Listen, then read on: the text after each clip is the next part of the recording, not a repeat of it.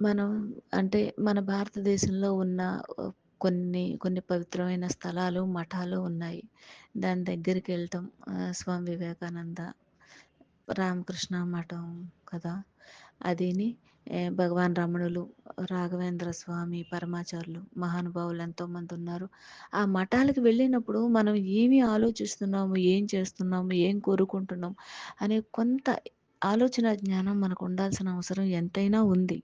అన్నీ వదిలేసుకుని ఉద్దేశం ఉంటేనే అక్కడికెళ్ళాలి. డబ్బు అనే మాయలో పడి ఆ మఠాలను కూడా డబ్బుతో ముంచెత్తి అంటే అది సత్కార్యాలకు ఉపయోగపడితే మంచిదే. అక్కడ కూడా మన యొక్క దర్పాన్ని, అహంకారాన్ని, పొగరుని, అధికారాన్ని చూపించి మఠాలను కూడా మసిపాలు చేస్తున్నారు జనాలు.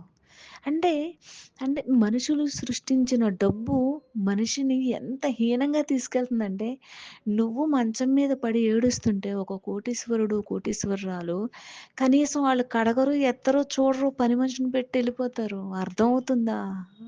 ఎవరికైనా అర్థమవుతుందా? ఏ మైకంలో ఉన్నావు? బయటికి రా. డబ్బు నుంచి బయటికి రా. ఆళ్ళేమో పంచెలు కట్టుకుంటారు, గోసెలు పెట్టుకుంటారు. ఎళ్లి ఆళ్ళకి బంగారు నగలేస్తుంటారు. ఆళ్ళని ఆళ్ళలా ఉండనివ్వరు. మీరుండరు, ఆళ్ళని అలా ఉండనివ్వరు. ఓం శ్రీ గురు రమణ.